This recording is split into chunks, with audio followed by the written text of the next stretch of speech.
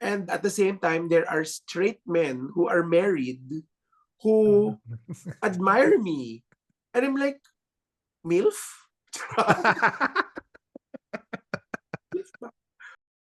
John Fideliaga. Love. Si John, love ko si John. I mean, mawala na lahat sila. Charot. Mawala na silang lahat, wag lang si John. Si Zimba, pamangkin. Pamangkin na masarap pa minsan. Si Angel, anak. Yun. Parang anak doon. Na minsan sarap din paluin. Lahat sila paluin na lang. Sarap nilang pagpapapaluin. Oo. Hey everyone, I've got a special episode today. I've got a special guest. Ang tita nating lahat, not his, not hers, not theirs, but our Tita Baby is in the house. Hello! Hi, Magandang Tita araw Baby. Hello, how are you? Thank you for inviting me. Thank you It's a for pleasure. coming over. We watch you. We watch you every weekend. Tapos fast forward lang namin sa spot ko. Sa Tita Baby lang. pero oh my God, I was so touched when you said that when I first reached out. And then sabi mo yun. And then yung una kong sinabi was, hello po, Jose. nag-hello kay Boyfie muna. Oo. Unang-una, you are one of my favorite queens. So I am so touched that you're here and you were in the finale, by the way. So unang-una, congrats and I love you so much. Having said that, first of all, post-show, post-finale, how are you feeling? How is Tita Baby? You know when they say that this is the start of a new life, di ba? Parang even RuPaul has a song for this. Parang This it's the is the beginning beginning. of the rest of your life. It's actually kind of true kasi I am experiencing things that I've never experienced or even imagined to experience. Like walking in the mall, being stared at, and then you see their faces getting kilig. Na parang, oh my God, literally, you see sparkles in their eyes. And then they try to come up to you and then parang, there's like a Shy. lot.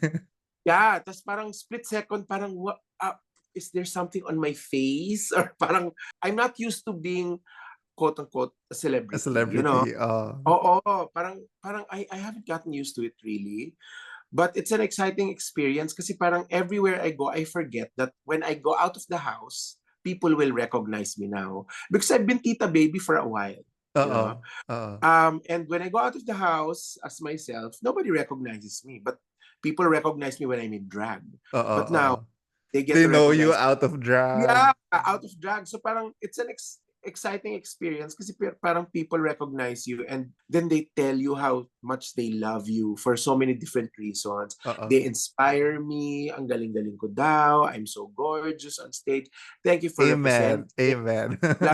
Alam mo yun, parang it's an overwhelming of positive feelings. So that's one good part. And the other part is parang, oh my God, in the past 10 weeks, di ba, we keep on doing viewing parties and live shows. Di ba, parang I've been sick 3 or 4 times already. Kakasakit ako, gagaling ako. Kakasakit ako, gagaling. Shit.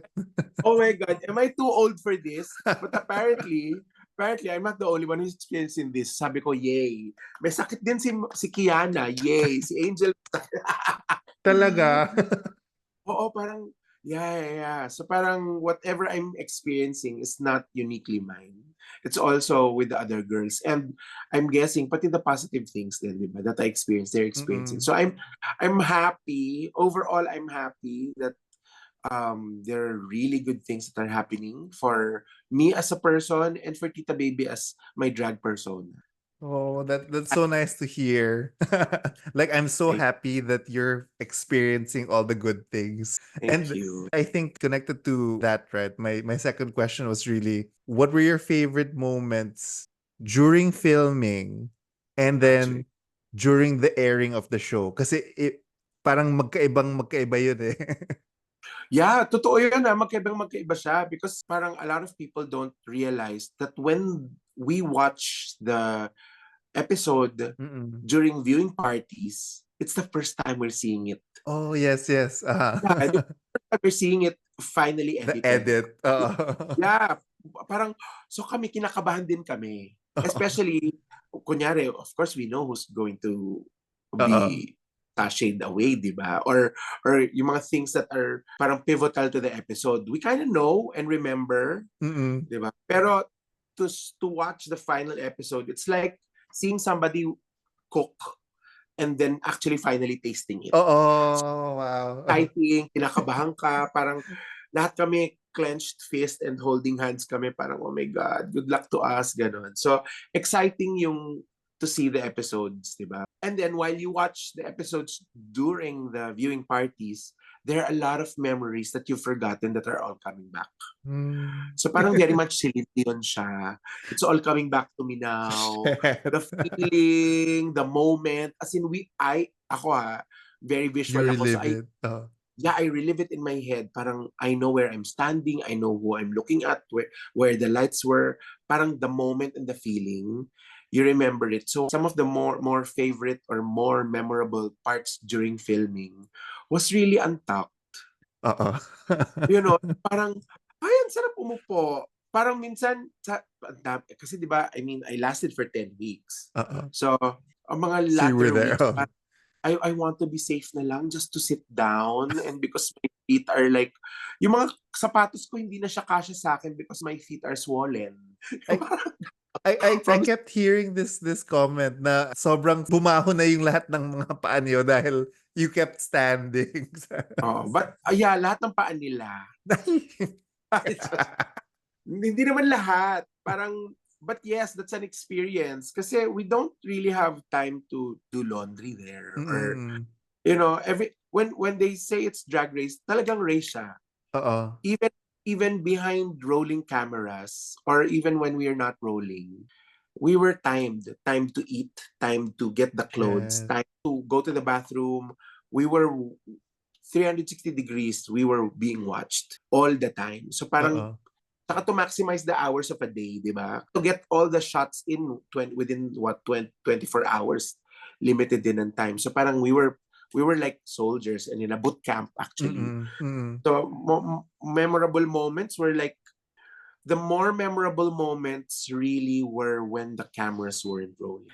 You know, the bonding is Mm. there, the friendship is there, the tulungan is there. Tita, pa-zip naman ng likod. Tita, patulong naman sa corset. Tapos they'd help me also. Tita, Mm. meron kang lashes, meron kang kuko na red, meron kang ganyan. And then, may salon pass ka. Wow! Ang akala nyo, babata nyo, hindi nyo kailangan ng salon pass. May hingi sa akin. So, it's the bonding that I think I cherish more, no? Mm. Because for someone who is coming from a different world, coming in as a stranger, kasi sila magkakilala na sila, most of them are magkakilala na. Mm. Kasi lahat of them are OBAR girls, di ba? Oo. Even John is an OBAR girl. Oo. So, he knows Maxi, they know each other. Ako, papasok ako dun, parang I've just worked with them during season 1 viewing parties. Oh, the viewing They know me, parties. yeah, they know me online. So parang, for me, very memorable and very cherished yung moments that we were ourselves, and I feel like I'm starting to belong in Mm. an industry or in a circle that I just used to admire.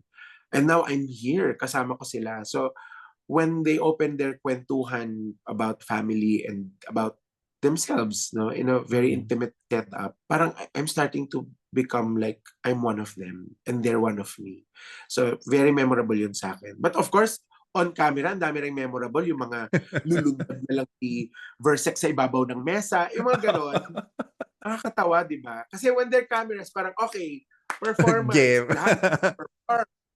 So masaya din. But more importantly for me are the ones behind the scenes. Yung ano naman, during showing, parang na siyang level playing field. We're not Oo. competing we're not competing because the competition's over. Oo. We were Oo. just what produced, di ba? You're experiencing it with us. Oo.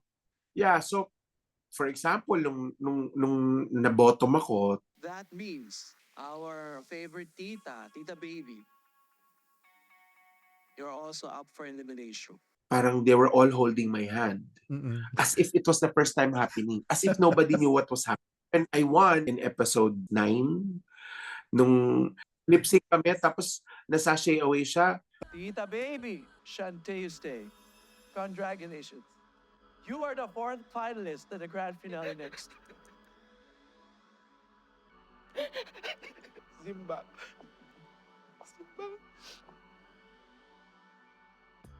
Oo. Syempre, we also all cried and hugged her as if hindi nangyari before because all the emotions came back. It Parang- really all came back nga. Oo, now we miss being inside the studio. Mm. Talagang may sisterhood. Ewan ko sa ibang seasons how thick as thieves they were. But to be honest, for someone nga who's coming in from a different perspective, there really was sisterhood. Diba? Kahit na si Jay Quinn. Charot. Ina ka. Nakapag-bonding ba siya? Paano ako makikipag-banding? Kung ayaw hindi naman makipag-banding sa akin. Oo. Oh, may bonding din kami ni Jay Quinn, to be fair. So, alam mo yun, after the show, parang it is a shared experience kasi between 11 queens, di ba? 11 girls. Kami lang ang nakakaintindi what happened. Oo. Kami na what it felt like really to be in Drag Race. So, Oo. pag nagtitignan kami, there are moments that we see during viewing parties. Parang we know that it's a special moment just between us. So, yun. Siyempre, and the cheer of the crowd when I Oo. perform live, di ba? Tsaka pag nung nakatanga ko, pag nagwawala yung mga tao, ay gusto nyo nakatanga ko? Huwag kayo mawili, ha? So, yan yung mga moments na memorable for me. And you mentioned being an outsider looking in with them. Honestly, when I was watching, like I didn't see it while watching. Yeah. Outside looking in while watching. But feeling ko kasi there's a lot of... I overthink also. Mix is not the only overthinker inside the workroom. I overthink also. So, nung nandun ako, talaga nag-overthink din ako na parang I really felt different when Yudi said just before she decided to walk out during the Untucked or the workroom. Naiiyak siya kasi parang sabi niya, I don't feel like I belong here. I feel like I don't belong. And it was very interesting for me for her to say that kasi I felt the exact same way. And maybe we're coming from two different perspectives. Siya kasi provincial or regional, di ba? Hindi siya taga Maynila. So, dun yun ang motivation niya for feeling that way. Ako naman, hindi ako taga drag scene. Wala talaga ako sa drag scene, di ba? Parang, I just started. So, nag-resonate yung sinabi niya sa akin, pero different motivation. So, yung motivation ko nga was, talaga, I come from a different world eh. No? That doesn't mean I'm special. It's just that I feel different. And that's that's an angle that I That struggled was so, with. but I think it's also an angle that was so unique and made a lot of viewers relate to you because you anchored us to reality, so to speak. Yung hindi sa drag world. Oh, And yeah. you were literally our tita. Yeah, para kung parang astronaut na pinadala sa Mars. Tapos, parang... Ikaw yung ano namin. Oo. Ganun pala. I didn't even see it that way. But oo nga, no? Yeah, you're right. You're right. I may have been your eyes. Speaking of that, right? Kasi every time may drama na nangyayari or parang flirting that was happening, for some reason, the camera would always go to you. Either tumitingin-tingin ka lang or nakaano ka yung with your fan. I have to say that we can't afford if you're not even the one that purchased it. No. I'm just saying, you don't Then- have to be peacocking I mean, why do you need to say na hindi ako nagbayad ng costume? Nag-ano ka lang. And then I was Oo. like, I always felt like parang, yes, we're literally with Tita Baby watching this happening. Yeah. Oo. Kasi ako, to be honest, parang umaarte ba kayo? Or totoo ba nag-aaway? O pinag-usapan niyo ba to somehow, somewhere, before tayo pumasok? Kasi there are limited times na nagkakwentuhan kami. There are limited, bonding sessions. Limited yon. Kasi hindi kami pwede magkwentuhan eh. Oh. Camera isn't rolling. So, parang, kailan nyo siningit na mag-usap, mag-aaway kayo? Pag-uusapan nyo yung damit ni Zimba. Kailan nyo ginawa yun? Eh, yung hotel room ko, we know naman that, di ba, we had the individual rooms. Yung room ko nasa dulo ng hallway. So ako, ini-imagine ko, nagkikita-kita sila, hindi ako kasali.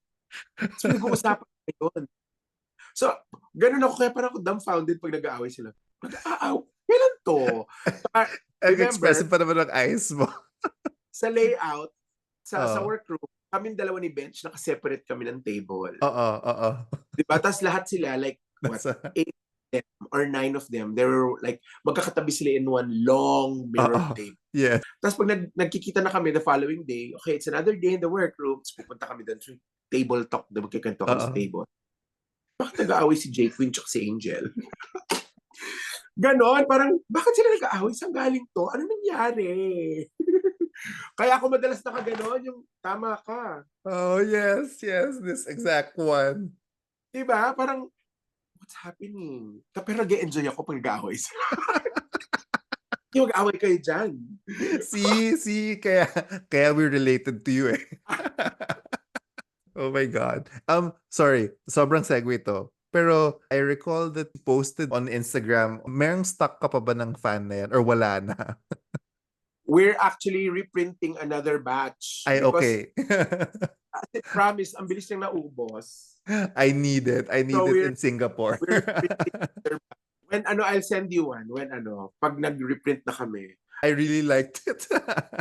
Thank you. I love it. I love it so much.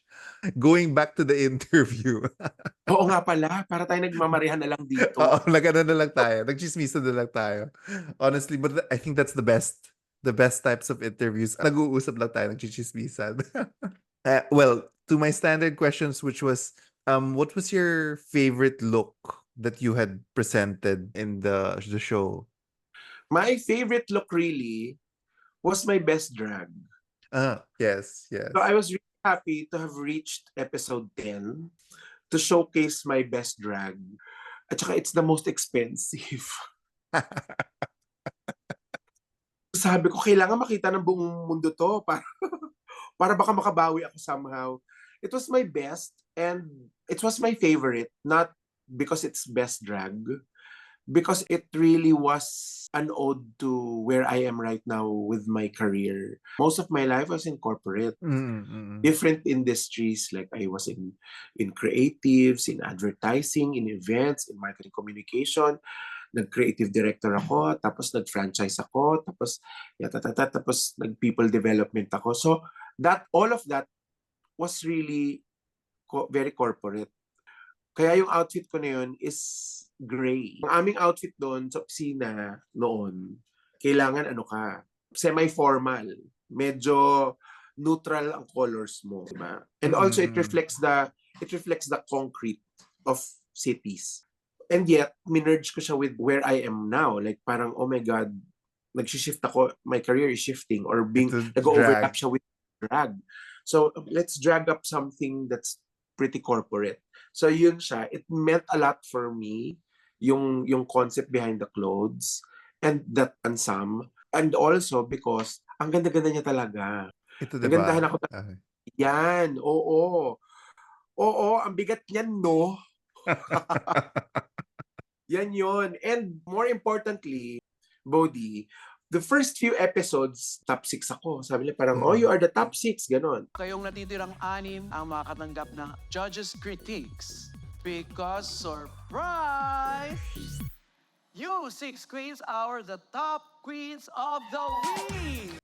Ay, ako, oh my God, I never considered myself as a fashion queen or nor a look queen. I never considered myself.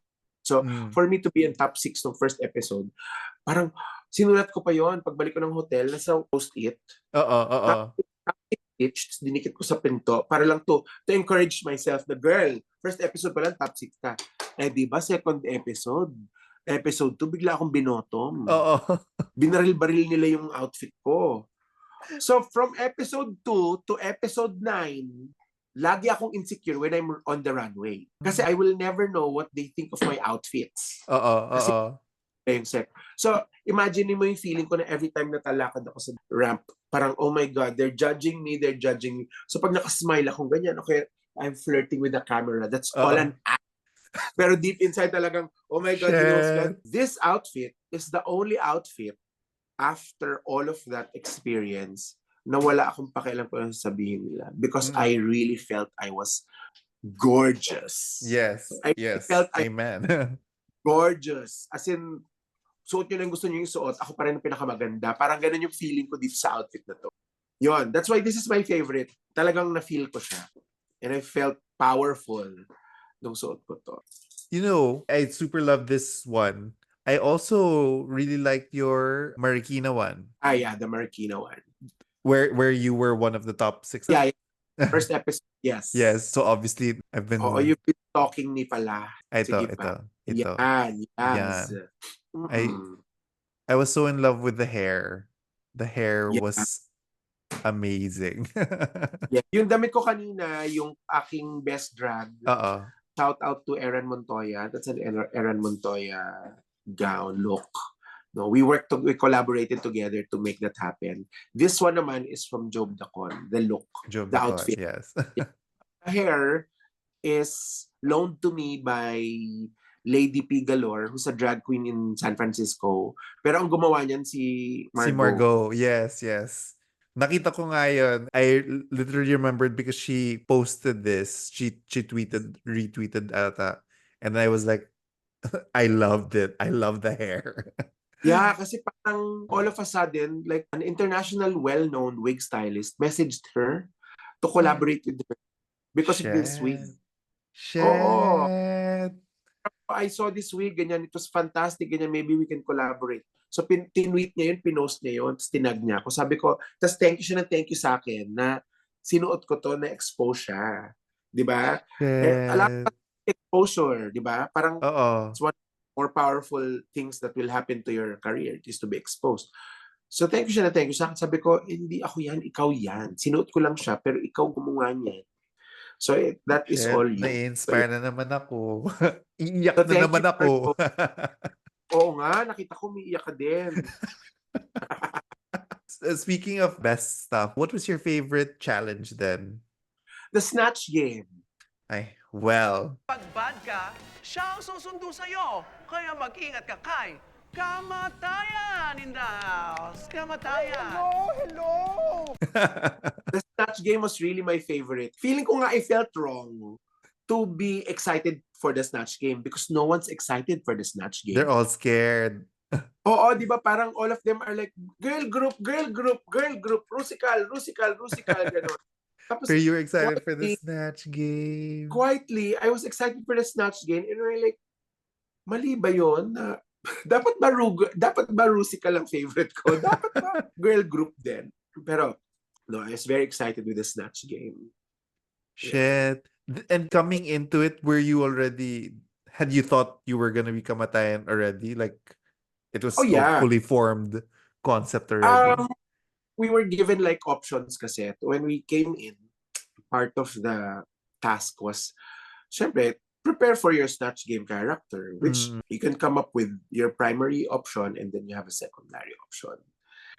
But, you know, when I was supposed to be Enrile actually. That was one of my options. My first option was Kamatayan. My second option so I kind of prepared for both. Okay. So when I got there are a lot of edits kasi that didn't make the final edit. So nag-edit out sila. There was a part there na actually we were talking about our characters with Mama Pao and John Santos. And I was like, alam mo, dapat Enrile ako eh. Pero I think talagang nag-resonate si Kamatayan sa akin. Because I feel like at that moment when I was there and seeing the competition, I think Kamatayan would be fun to do. Yun lang inisip ko, fun to do. Si Kamatayan would be fun to do. And did you think of the whole Maxi as your secretary? Or did that come off the fly? Ewan ko ba dito sa sekretarya ko, bakit andito ito eh? Andito pala yung boss ko, sorry. Oo, punyeta ka. Hoy, ako na dyan ka pala, boss. So, before we went on stage for the Snatch Game, nalaman namin kung sino yung mga characters namin in the workroom. Just before we go to the studio for to put on the makeup, tapos shoot namin. So, out of drag, kinakausap na kami. So, anong gagawin mo final characters ninyo? Ganun. Doon lang namin nalaman. Nung nalaman ng babae sa Baleta Drive, lapit siya, sabi niya, Tita Baby, pwede tayong ikaw ang boss ko, tapos ako yung empleyado mo. Sabi ko, oo nga, maganda yun. So, yun lang. The banter that we had. That all came from the... Yeah, it just came from yan. Sabi ko, ikaw ba yung parang employee of the month? Pero, syempre, yung nuances doon, like, di ko siya binibigyan ng raise. That was all, All on the fly na, Yeah, oo. The fly na yun. Wow. It is so enjoyable to watch. And I guess you would have seen a lot of reactions then. Like, a lot of people thought that you were gonna take it also. Pero, na-upstage ka ni Angel with the Oh. the whorish Maria Clara. Ay! Gusto mong diligan kita? Ay, huminahon ka. Parang gusto niya. Didiligan kita. Huminahon ka. Hoy, virgin pa yan. Ganon. But I was happy for Angel that she won it. Kasi katabi ko siya, di ba? Katabi kami. It was so difficult to stay in character because she was so fucking hilarious. It was so difficult to stay in character. Minsan pinanonood ko na lang siya kasi na-entertain na ako sa nangyayari. Di ba? Yung pinapakain niya yung pepe niya kaya, Baron? Na-entertain na ako. Tapos nakakalimutan ko, wait, you're in the game, girl. Ay, oo pala, kailangan in character. Parang ganon. And then nung napakita na yung utong ni Kyla Chari, wala. It was pure chaos na.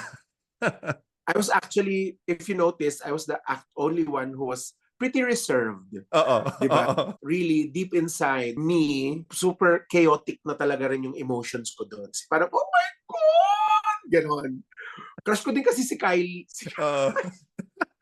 Crush ko din si Kyle.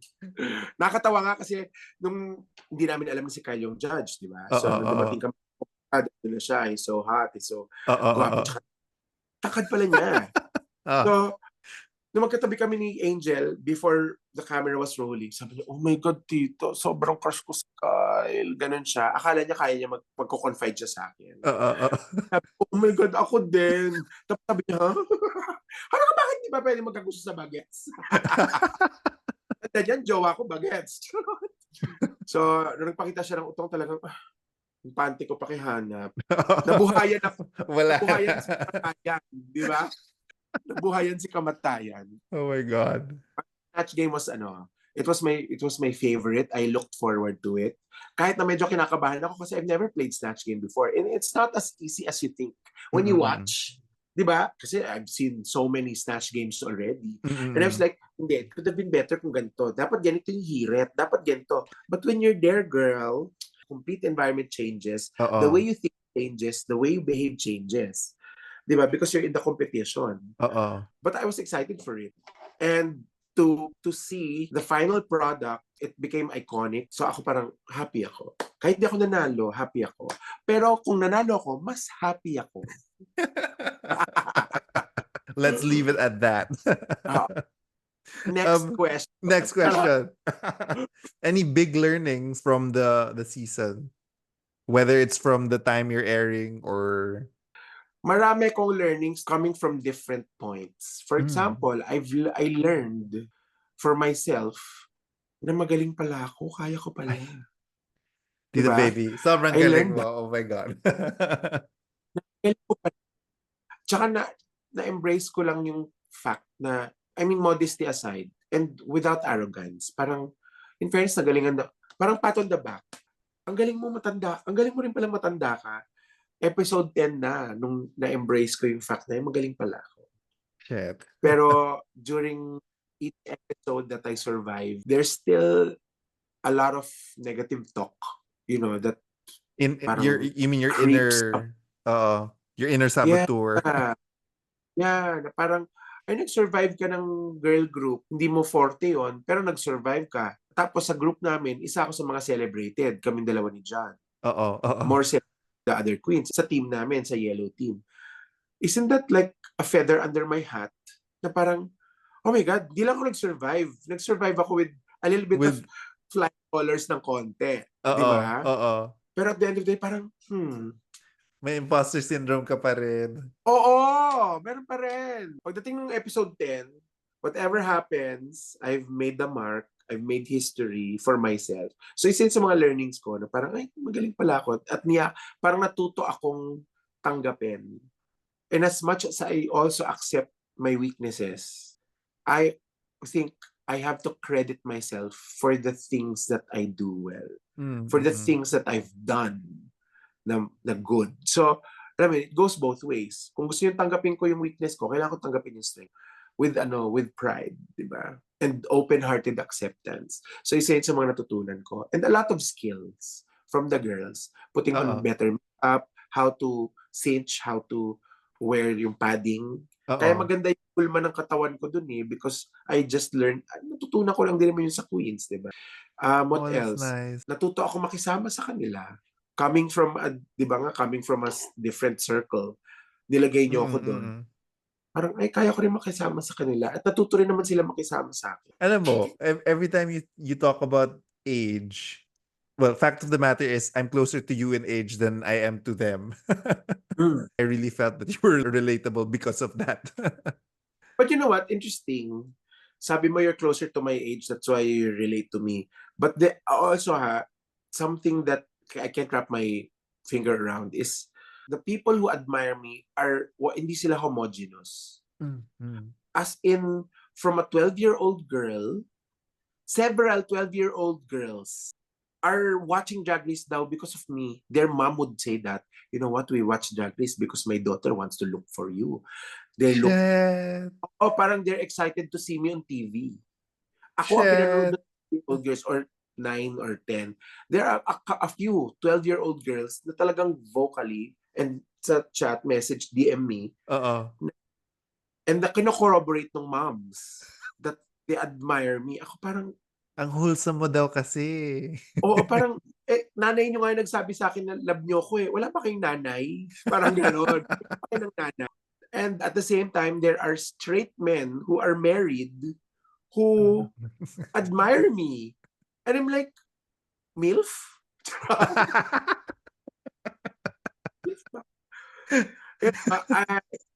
So yon, there's a wide range of people that express. That's so interesting to hear. Oo, and you'd think, di ba, parang, si Tita Baby magre-resonate dyan, mga matatanda lang.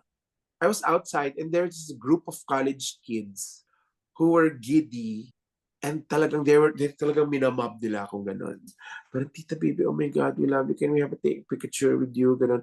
You're our favorite. Ganyan, blah, blah, blah, blah, blah, blah, blah. I'm like, what? Diba? Parang, I mean, I get why we resonate. Maybe not because of the experiences. But the young ones, I don't know. But you know, dahil nga may tita sila. Tita silang siguro, ganyan. Oo nga. Baka mga kapatid yung mga magulang nyo. But you know, I appreciate that. Somebody wants to say hello before we continue. Hi! Hi, Jocelyn! Na-excited. Mas na-excited. Hi! you. Hello po. We watch you every week. Yeah, we watch you. I told him I watch you. Wait, since Jocelyn is here, I just want to say, and I said this during my reaction, pero you in drag, oh my God. I needed more people talking about you in drag kasi it was so good. Thank you so much. Thank you. My God, somebody's going to steal the crown. Hi! Yes, season 4. Of course, full support. Thank you, nice meeting you. Nice meeting you. So now we get to this portion I've been doing in all my interviews, which is one word or face reaction about your fellow queens. So I'm gonna say a name and then you're gonna do a face, a word, a reaction. You can elaborate on it after, but we want to capture your one face or reaction or one word. Yes. Okay. Number 1, Versex. Hilarious. Si Versex ang namin. You know, in a group of friends, di ba, merong laging, anong tawag doon? Of the party. Parang joy of the party. Ano ba yun? Oo, siya yun. So kami, pag magkakasama kami, tapos si Versex comes in, the atmosphere changes. Nagiging masaya. Life of the party. Siya ang life of the party. Yes. So we kept hearing this from different queens, I think. I think the audience, for a moment, was a bit shocked when naging Miss Congeniality siya. But from the reaction from all of you queens, I think that came from a place of genuine love. Yeah. As the way you're describing her now. Yeah. So even when the cameras aren't rolling, he's just so funny. Ako natatawa ko sa kanya yung mga pagmamaldita niya. Kasi yung pagmamaldita niya is just an act. That's Nagpapatawa na siya nun. So kami, tumatawa kami. So if you, ay naku, baka magalit sa akin yung mga producers nito, di ba? If you watch nung time na nag-aaway sila ni Kiana, 1 episode 2, if you look at us behind, we weren't taking anything seriously. Andun lang kami sa likod, nagtatawa na kami, sarili kaming kwentuhan doon. Alam mo yun, nagtatawa na kami. Si Versic is just a light-hearted person. Yeah, and then Life because apart. the episode after, nagbati na sila. New week in the work, we're manifesting all good things this week and parang chill lang tayo, nonchalant. Ganda lang. Yes, Diyosa. What if magkantutan kami? Choose kindness. Siya lang. Oo. Di ba nagbati na sila, tapos bigla siya naging darling of the crowd. All of a sudden, Twitter, especially nung tinanggal na siya, they miss Versex. And that is exactly how we felt nung episode 3. Booted out na siya, first out, episode 3. Episode 4, when we went back to the workroom, we were all quiet. Kasi there was a really big void, no, baliktad. Big void. There's really big void. Ewan ko, nahihirapan kami to fill. So yun, tapos, iniwan niya lahat ng alahas niya sa amin doon, iniwan niya lahat ng gamit niya. Oh, girls, Yeah, gusto I niyo ng heard. Nag-iwan siya ng parang note ba or something. No, iniwan ko yung gamit ko doon. Gamitin niyo na lang kung anong gusto niyong gamitin. So nagamit ko yung cellphone niya. May dala akong cellphone nung nakakumot-kutor ako. Oh, Sa sari-sari store cellphone niya yon. Kinuha ko. shit. Mga ibang alahas ng ibang queens galing sa kanya. So, even though wala siya doon, she was still there, rooting for us, and still helping us, even wala siya doon. Although, I have to say, meron din mga ibang queens that deserve to be Miss Congeniality, di ba? Kunyari si John Filiaga. It's really sweet person. It's really, really nice person. Pero, Versex talaga, na-feel namin nung nawala siya. So, ganun. Hilarious life of the party. Oh, Ayan. hilarious. Life of the party siya. Yes. Okay, second queen, Yudi Puta. Si Yudi Puta, ano bang one word ko sa kanya? Friend. Ay. Naging friend ko siya sa loob. Kami yung lagi magkatabi sa mesa. Pag nag-aaway sila, kaya may nangyayari, ito na naman yung mga bakla, nagtatawa na lang kami kasi meron kami sariling mundo ni Yudi. So siya yung friend ko inside. So heartbroken ako. Kaya pinagalitan ko siya, di ba? Nung sinasabi niya, I want to quit, gano'n. Hoy, hindi. Lumabang ka. Asa na yung malditang Yudi Puta na ganyan. Nagsisigawan na kami na parang, yan yung Yudi Puta na gusto namin makita. Yan. I'm doing my best. And I feel like, okay, break character po, tanginan niyo ang akala niyo. Yan, ganyan.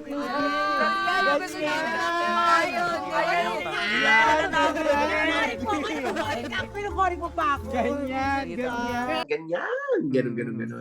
So when she really decided to walk out and end his of the competition, promise, heartbroken ako noon. Heartbroken ako. Kasi siya lang yung, baka kaya kami nag-resonate to each other. Kasi di ba, the feeling of outsider. Being an outsider. Ako din I felt like an outsider. Nag-resonate so parang hindi na kami outsiders together. Kaya friend ko siya sa loob. Third queen, J. Quinn. J. Quinn, baby. Ako yung tita, siya yung baby. Baby J. Quinn. Hindi dahil sa mukha siyang baby. Dahil umiiyak ba siya? Baby face siya Kasi also din isa sa mga pinaka-bagets dun Si J. Quinn, I think, is one of the more misunderstood queens. Si J. Quinn is, pag masaya siya. Pag mainit ulo niya, nagtatantrum siya. So, parang baby. Baby, yeah. Don't get me wrong. As in, we have a relationship even outside of Drag Race. Oh, baby queen. Baby queen. Baby queen. Fourth queen, Popstar Bench. Gorgeous. Popstar Bench, just gorgeous. In and out of drag. Even without makeup. Katabi ko siya, di ba? So, pag nagkikwentuhan kami through the mirror. Doon ko siya tinitignan sa salamin. Di ba? Hindi kami madalas mag-usap ng like this. Kasi katabi lang kami. So, pag nag-makeup kami, mas madaling kausap siya sa salamin, di ba? So, without makeup, pag nakikita ko siya sa salamin, sobrang niyang ganda. Tapos, pag nag-makeup kami, konting makeup lang sa kanya, like 1/4 of the way. It goes a long way. Ang ganda pa rin niya. Bakit ganon? Nakakabwisit. Sana nga sinabotahe ko siya pala. Sana pala binabawasan ko yung mga makeup pieces niya doon kasi katabi ko lang siya. Pero gorgeous, si Popstar. Ganda, lalo pa ngayon. Nagkikita kami sa viewing party. Kasi, Oo. di ba, we shot half of a year before the first episode comes eh. Right? Bakit parang paatras ka tumatanda? Bumata ka, pumayat ka, gumanda Oh, ka. pumayat siya, di ba? Ganda ni Popstar, promise. Dapat hindi ko binawi yung prank ko sa kanya eh, para dala niya yun. Which one? Ay, hindi mo alam, meron akong prank sa kanya. Ano Kinikwento yung niya na prank ngayon. mo? Kasi we were recommended or suggested na magdala kami ng mga pictures of our loved ones. Okay. So, kasi nga, di ba, we don't have the outside world to Oo. communicate. So, dala ko ng picture ng family, ng friends, ng boyfriend ko nandun. Meron Oo. akong picture ni Elizabeth. Nasa balcony, kasama niya yung royal family, kumakaway. Picture. Okay. Nandun sa mirror ng makeup corner namin. So, si Bench parang, Tita, bakit may picture ka ni Queen Elizabeth dyan? Sabi ko sa kanya, ay, hindi mo alam kasi kamag-anak namin si Queen Elizabeth. Kita mo yan, yung lalaking yan. Meron akong tinuro kung sino man doon, ano. Lolo ko yan. Yun. Eh, bakit ka na dito sa Pilipinas? Eh, kasi nagkaroon ng crisis sa Europe before. To save the line, kinalat kami sa buong mundo. Kami yung dinala dito sa Pilipinas. Before World War I yun. Kasi hindi na kami nakabalik. Tapos sabi niya, talaga? Kaya pala ano ka rin, ano, para kang mistiso. Parang may halo ka din, may mix kang ganyan-ganyan. Oo. Ay, ang taray pala ni Tita Baby. Royal blood ka pala talaga. Niniwala. Yes, kasi kasi pinanonood, nakikita ko siya, seryoso siya, na talagang manghang-mangha siya sa bloodline. So sabi ko sa niya, Bench, alika rito. Sabi niya, ano? Prank lang yun. Putang ina ka, Tita Baby! Putang ina ka. So ngayon, pag ini-interview siya, kinikwento niya yun. Tita Baby, pinaprank ako. Ganon. Oh my God.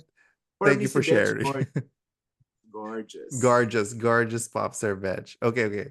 Number 5, John Fideliaga. Love. Si John, love ko si John. I mean, mawala na lahat sila. Charot. Mawala na silang lahat, wag lang si John. Kahit na si John is based in the US. Di ba, based na siya in the US, galing siya doon. Galing siya doon, Yes. lumabas siya dito, umuwi na rin siya ulit. Ang relationship namin ni John, nagkaroon kami ng connection, ang sad niya eh, kasi may connection kami inside. But the real connection that we kind of established was already when we were outside. Mhm. We were chatting, we were DMing each other, nagkikwentuhan kami about real life things, family, love, trauma, ganyan. Nagkikwentuhan kami sa chat, humingi siya ng advice, ganyan. So napamahal ako kay John because of, you know, those friends na you don't see for decades or for years, but when you see each other, nothing changes. Oo. Di ba? Ganun kayo, the connection is still there. Ganyan kami ni John ngayon. I love ko si John. Alam niya yan. Tapos sinasabi ko sa kanya, John, ikaw ang pinakamatanda dito sa cast.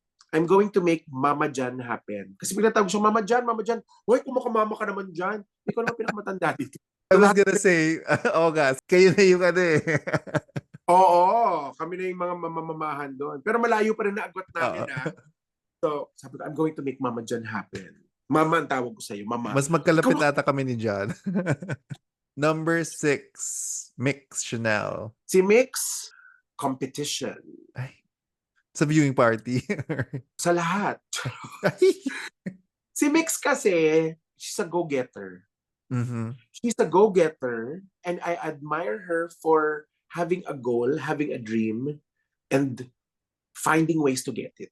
Mhm. Kasi di ba marami sa atin may pangarap tapos dahil hindi ko alam kung paano ma-achieve yung pangarap, dead man na lang. Oo. Or may pangarap, hindi pinaplano kung paano pumunta doon. Di ba? Tapos bahala na kung makuha o hindi. Si Mix hindi siya ganun. Which I admire about her. Kasi si Mix, nakaplano. Kaya sinatawag siyang calculating. Di ba? Ako na feeling ko, there's nothing wrong with calculating.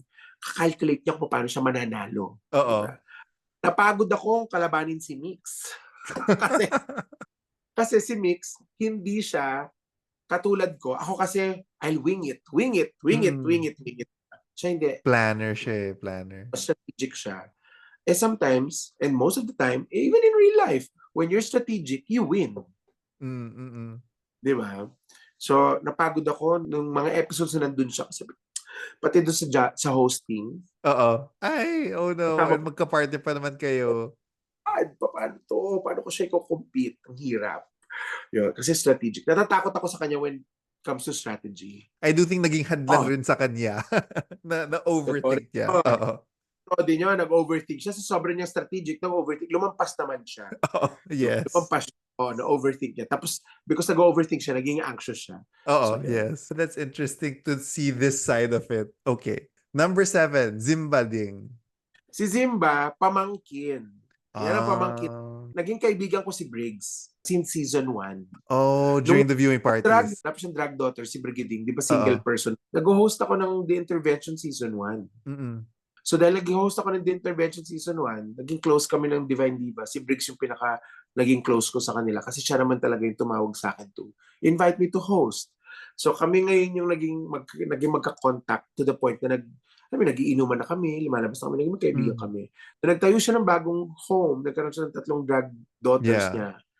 Si Zimba, So talagang pamangkin. oo, Oh. naging pamangkin ko talaga siya. Kasi, Bodhi, no, I just remember this now that you're asking. Before pumasok si Zim, hindi ko alam si Zimba kasi kalabang ko eh. Oo. We don't know. We Yeah. find out, nakita natin. During the However, may chismis, pero you don't take the chismis seriously kasi some chismis are so off tangent. Oo. Diba? Hindi ko tinitake yung chismis seriously at all. Before kami pumasok ng Drag Race, nabalitaan ko na si Zimba's dad passed away. Oh. Yes. Binigyan ko pa siya ng abuloy. Oo. Dahil nga, parang nando kami sa relationship na anak ka ni Briggs, kumari ko si Briggs, pamangkin kita. Papakitaan kita ng pagmamahal. Ganon. So, tama, si Zimba, pamangkin. Pamangkin na masarap pa minsan. Ikaw talaga, ha? Dahil ang si Zimba, humiram ng hikaw sa akin, yung di na bumalik. Say it to the camera. Zimba, yung mga hikaw ko hindi mo na nahanap, balik mo sa akin. Charot. Hikaw pa ni Queen Elizabeth yon. Pinamana niya yun sa akin. Let's leave it at that. Let's leave it at that. Okay, queen number 8, Angel. Si Angel, si Angel anak. Kung si Zimba pamangkin ko, si Angel, mas na-meet ko na siya sa show before, once or twice. Pero sa loob, promise, para ko siyang anak. Sugar daddy, out of drag tawag niya sa akin, sugar daddy. Pag nagkikita kami, good morning, kasi sinusundo kami to go to the school. Good morning, sugar daddy. Tapos naka-angkla na siya sa akin. Oh. Yun. Parang anak doon. Sa loob. Na minsan sarap din paluin. Lahat sila, paluin na lang. Sarap nilang pagpapapaluin. Oo. Love ko si Angel. As in, even now, when we together, meron kami sarili naming relationship na parang kami dalawa lang nagkakaintindihan. Parang nga kami mag-ina. Parang kami gano'n. That's so nice to hear. Number 9, Gianna. Si Kiana, ano ba to? Si Papaluin Kiana, mo rin. Oo, papaluin ko din. Si Kiana, one word ko sa kanya, tropa. Si Kiana kasi playful, very playful. Kung si Angel, kita-kita niya yung pagka-playful niya. Si Kiana, ang pagka-playful niya sa loob. Ang sarap kasing asarin ni Kiana eh. Nag-aasaran kami niya. Meron kami sariling asaran. Yung, kunyari, nagme-makeup akong ganyan sa show, tapos nagkatinginan kami, tapos nagtataas ako na siya ng kilay. Magtataas na rin ng kilay yan. Iiringan kami lang, hindi kami nag-uusap. Pero nagtatawanan kami after. Yung, kami, asaran kami. Kaya for me, sa kanilang lahat, kahit na malaki-laki ng gap namin, siya yung pinakakatropa ko pag sa ganyanan. Diba? Tapos minsan sabihin ko, "Soy, Kiana, ang ginagawa mo? Ayoko na. Uuwi na ako. Andito si Kiana. Ayoko kasama si Kiana." Ganon kami. Na hindi ko nagagawa sa iba. Number 10, Maxi. Ay, si Maxi Idol. Alam niya yan. Sinasabi ko sa kanya yan. Sabi ko, alam mo, Maxi, gusto ko magkatulad mo. For me, nung nanalo siya, deserve. The hard work that I see behind the scenes, the output that she produces, I mean, it's hard to be in drag, trust me. As in, nakakapagod siya. Try it. Si Joe, yung boyfriend ko, when he got into episode 7, naka-drag siya. He had to shoot hours, di ba? For several hours. Nag-give up yun. Parang, baby, can you cut the... nahihirapan siya huminga ganun. So I had to cut the what is cinching of the him. corset. I had to cut para Oh, para makahinga siya. So, drag is hindi pretty halata. painful. Kahit for someone who's as fit as him, di ba? Mm. Ang sexy ng jowa ko. Ay ako, laki-laki ko. So siya ganun. Pero nahihirapan pa rin siya in drag. So sometimes, yung hirap ng drag pushes you not to push forward. For example, mas maganda kung maglalagay ako ng mga bato sa maglalagay ako ng bato dito. Bato, contact lens, lashes na maganda. Minsan yung cut short, di ba? Huwag nang bato. Ayoko na masakit na yung katawan ko or lashes na lang na normal or hindi na ako magko-contact lenses. Yung dumadating ka sa point na yon kasi exhausted ka na from preparing. Si Maxi, walang ganun. Kung ano yung mahirap gawin, ginagawa niya. Kung ano yung mahirap suotin, sinusuot niya. Kung ano yung mahirap i-perform, ipa-perform niya. Parang hindi siya umaatras. Hindi siya takot sa hard work. Hindi siya takot sa pain. Tapos nadi-deliver niya flawlessly, perfectly. Sinong hindi ma-oo sa kanya? Sinasabi ko sa kanya yun. Meron kami mutual admiration niya ni Maxi. Magkaiba lang yung motivation niya sa admiration niya sa akin. Pero yung admiration sa kanya is parang, and I don't think it's because he's young. He's 20, he just turned 25. I don't think he's that good because he's young. Because there are a lot of younger queens. Di ba? Never that good.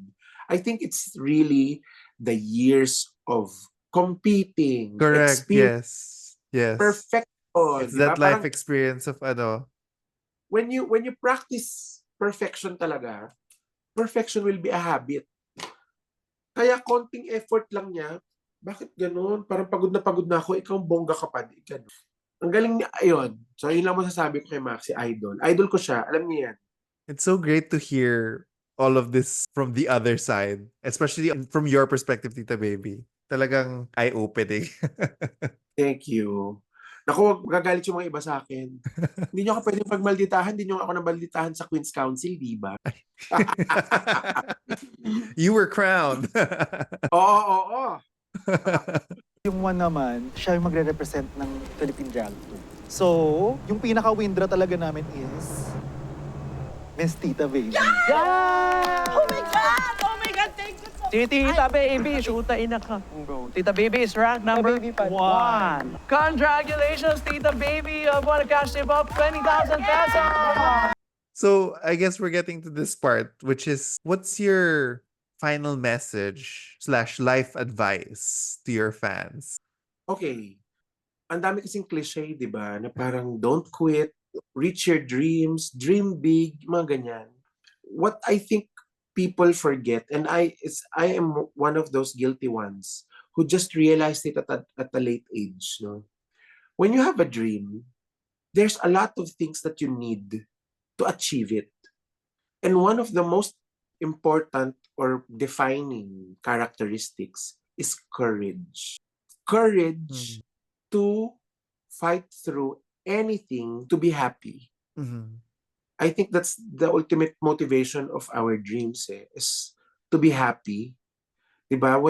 Meron tayong idea na when we reach our dreams, we'll be happy. And sometimes, dreams are easily achieved.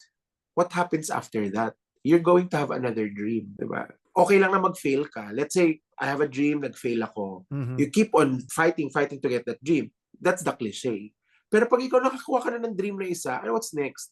Kuha ka ulit ng bagong dream. Mag-evolve ang dream mo. To the point na eventually, you'll get tired or you'll fear of not getting your dreams. So one of the most important things is courage. Nakakalimutan ng tao yun. Parang, meron akong pangarap, pero hindi niya alam paano. Like kanina, kinikwento ko, di ba? Yes. May pangarap paano mo kukunin, dead man na lang.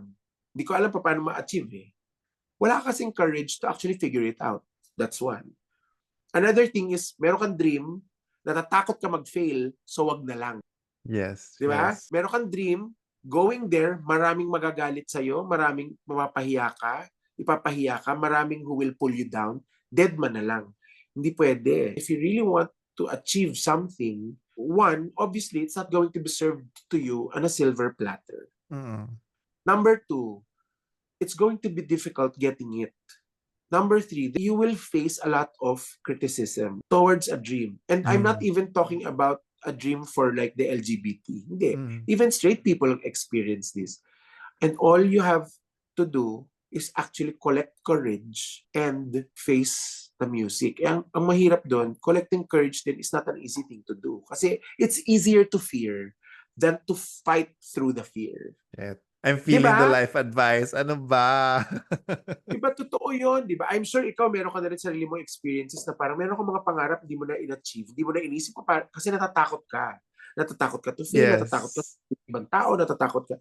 And that's what's stopping us. Fear. So we forget that a lot of the ingredients to becoming happy really is courage. So ngayon ko lang na-realize maraming duwag. Ang dami palang duwag, lalo na sa social media, yung mga Mhm. bashers. Nako, yung mga bashers, yung mga trollers, yung mga kumo-comment, nag-criticize, nitpick, pero they don't have the face, the smarts, and the gumption to actually defend what they're talking about. I think these people are the ones who are cowards, who Mhm. couldn't Mhm. fight through the difficulty of getting their dreams. So since kunyari ako, nakikita nila, ay, Pwede si lang tita i-target. na-achieve ni tita yung dreams. Hindi pwede yan. Bagsak natin siya. Nakakalimutan lang din nila, it's a lot of courage. Yes, Diba? yes, exactly. And it's a lot of Ayun. courage for all of you queens who came through. And I think it's a great message to everyone who's watching right now. I feel like we all got treated to some Tita Baby life advice. So thank you, Tita Baby. Thank you, thank you, thank you, thank you. For free daw Yun. yan, for So, free. all for free. Figure out how to be courageous. I think that's my life advice. Find out ways for you to be courageous. Amen. Amen. Let's end the interview here. Pero I just want to say super thank you, Tita Baby. As in, besides the life advice, pero for real, the life advice really resonated. I think the entire show, you've been giving us life advice, basically. And so thank you for sharing your story, sharing your life with us. Thank you, Bodhi, for sharing your platform with me and for those of your audience and you, of course, also, who listened, watched our season, supporting season 3 of Drag Race Philippines, and those who sinubaybayan nyo ako on my journey there. So thank you very much. Hindi naman ako aabot din sa top 4 kung di rin dahil sa support ninyo. So maraming salamat. Thank you so much. Tita Baby, can you tell the audience where to find you? Oh yeah, you can find me on social media. I'm in Instagram, I'm in TikTok, I'm in Facebook, YouTube, and X. So all you have to do is type at your Tita Baby, not his, not hers, not theirs, but your Tita Baby. At pag may lumabas ng Tita Baby na hindi kasing ganda ko, baka totoong tita nyo yon. Huwag niyo siya follow. Ako ang ipa-follow nyo. Hanapin niyo yung maganda yung Tita Baby. Ako yon. So please follow me there. You'll be seeing more of what's to come with Tita Baby after Drag Race. So subaybayan niyo yan. Marami kong pasabog. So please follow me on social media. Super, Thank super you. excited to see more of you. Thank you, Tita Baby. Thank you, Bodhi. And to Thank the you so audience, please book, bless, shower Tita Baby with love and money. And we'll see you next time. Please like, subscribe, and comment down below. So thank you. Thank you, thank you, thank you. Somebody's opinion.